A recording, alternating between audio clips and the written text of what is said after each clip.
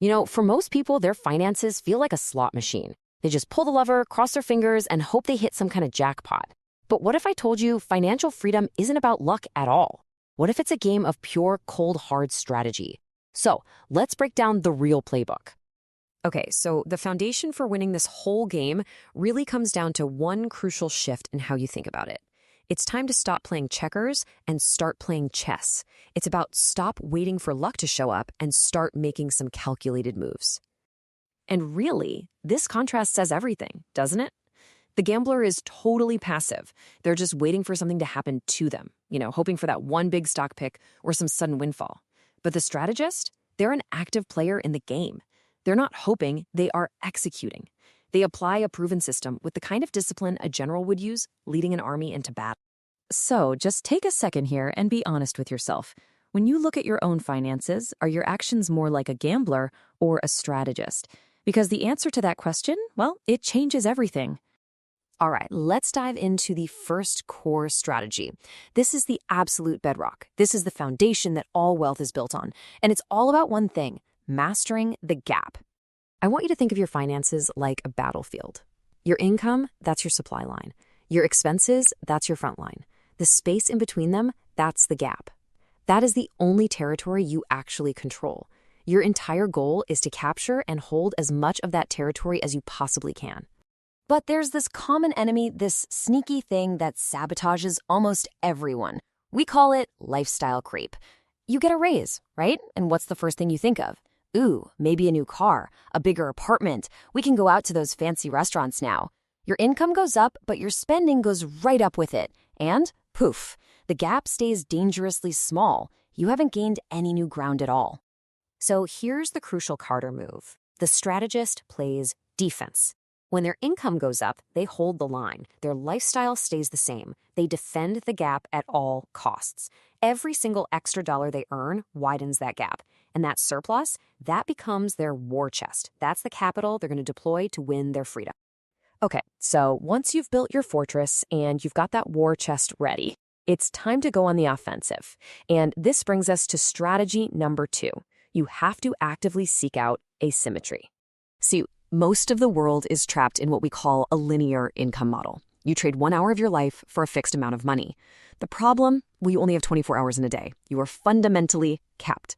Asymmetry shatters that link. It's about building or buying assets that work for you, that generate income totally separate from your time. You're no longer trading your life for dollars, you're using your assets to buy your time back. And there are 3 main ways to get this kind of leverage. First is labor, having people working for you in a business. Second is capital, literally your money making more money for you through investments. And third, and this is a huge one in the modern world, is code and media. Think about a piece of software or an online course or a YouTube channel that works for you 24/7, making money even while you're asleep. This quote just nails the mindset shift, right? The question isn't about working more. It's about working smarter.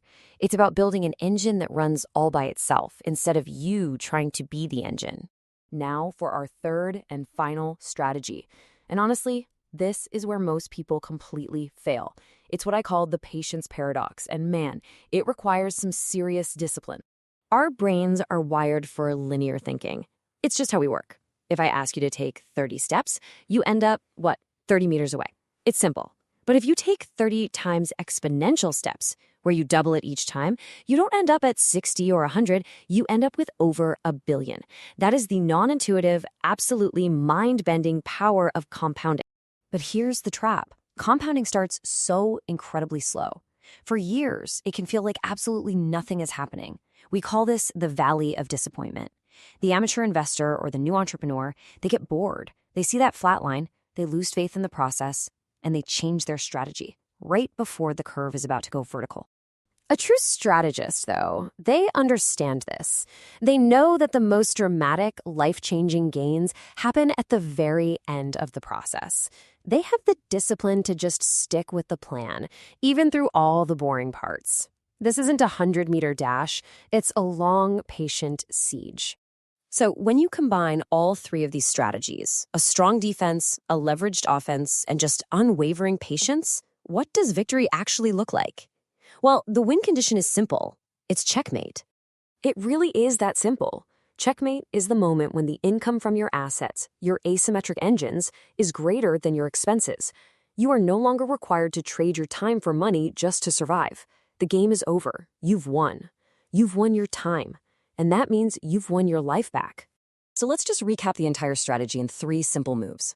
First, you build your fortress by mastering and defending the gap. Second, you deploy your army by seeking out leverage and building those asymmetric income streams. And third, you execute the siege by trusting the mathematical certainty of compounding, even when it feels painfully slow. See, this isn't magic. It's a clear, repeatable strategy. You now know the rules of the game. You know how it's won. So the only question left is, what is your next move?